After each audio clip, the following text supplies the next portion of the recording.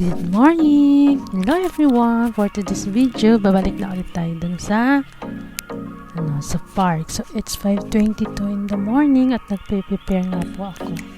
And then, alis na tayo. Ayan, paglabas ng gate. So, medyo madilim pa. No? Sobrang aga pa naman. Sarap kasi mag-exercise ng maaga. Sarap tumakbo-takbo kasi medyo fresh pa yung hangin at hindi pa masyadong mainit. Katulad nitong mga summer, ang init na nga dito sa Dubai kapag summer, kahit umaga pa lang. So, nandito na tayo sa park, kaya medyo madilim pa nga at wala pa masyadong tao. So, here's my outfit. Naka-jacket na pala ako kasi pag natakbo ako gusto ko pinagpapawisan talaga. Ito medyo maliwanag. Ganda ng building Ganda ng view. At itong park, nakaka-relax din talaga yung view ng park na ito. Parang fresh lang. Hindi magulo. Wala pa masyadong tao. Pag maaga pa lang. Nakailang ikot na ako yan. Ang una kasing ginagawa, tumatakbo-takbo muna ako bago ako nag-exercise talaga ng pang-tiyan. May nakita nga ako mga flower dito. Tingnan mo naman yung maganda dito. Dito, tapos na akong nagtakbo at magpapahinga na ako ng konti kasi mag-start na ako sa pag-exercise para sa tiyan ko. Kasi yun talaga ang gusto ko, maiit yung tiyan. Ginagawa ko dito, may ginagaya ko sa YouTube. Kasi para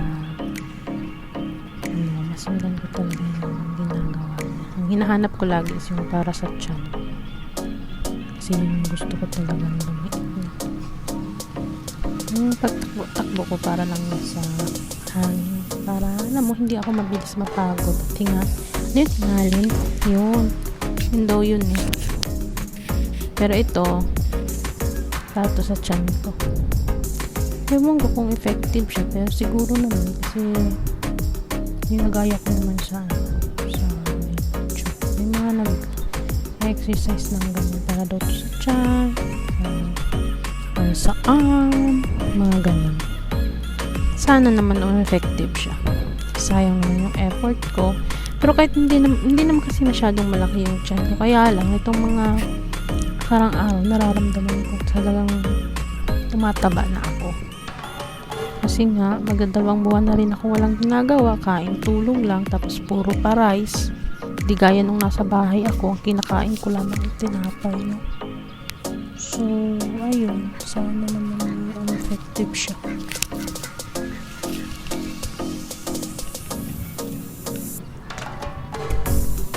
Sabi nga pag may laga, pag may tiyaga, may ilaga. Pag tiyagaan na lang muna natin itong pag-ganito kasi wala pa naman tayong pang gym. Saka na lang yung gym yan pag may budget na tayo at may maganda na tayong trabaho. Sa bahay may mga gamit naman na pang exercise. Kaya lang tinambakan medyo madumi pa. Hindi ko pa nalinis. At kasi gustong gusto ko talaga yung plank exercise na kasi ito yung ating tiyan ko. Medyo malaki-laki na. Hindi gaya na nasa bahay ako plat na plat to eh. Ayan tingnan nyo. Medyo malaki na talaga yung tiyan ko. Tapos yung mga braso ko. Tsaka yung mukha ko. Hindi naman masyadong mataba. Feel ko lang talaga mag-exercise. Kasi parang pagkatapos ko mag-exercise, ang ganda sa pakiramdam na pag pinagpawisan ako. Parang ang gaan-gaan ng katawan ko. Halata mo sa pag nagaganyan ako, halata na yung tiyan ko talaga. So, ayan nga, panoorin nyo lang kung anong pinagagawa ko. Pwede nyo rin gawin. Pwede nyo gawin para may apply nyo rin sa sarili. Just watch mga first of choice. Yan. Nabilisan ko na at parang wala na akong masabi. Yan. Ito talagang exercise. Ito ang sakit sa legs dito. Pero pag ganitong para pang tiyan at saka pang puwet yung ganun. Yan. Tumabi kayo. Nauna ako dito. Charis. Palakad-lakad lang naman sila. Ang aga-aga may namamasyalan. Ang sipag nila mamasyal ang aga-aga.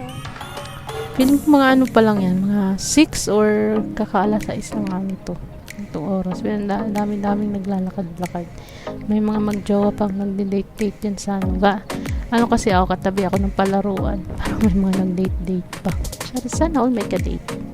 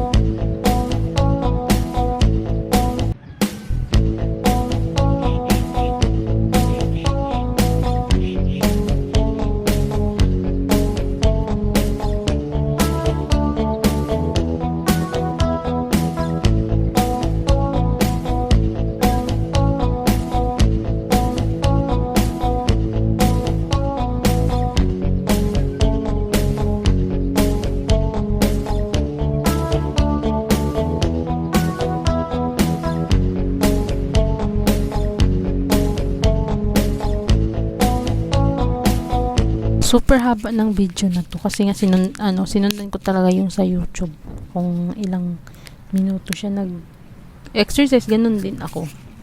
Kaya sobrang haba. Wala na akong masabi kaya medyo sa dulo na tayo.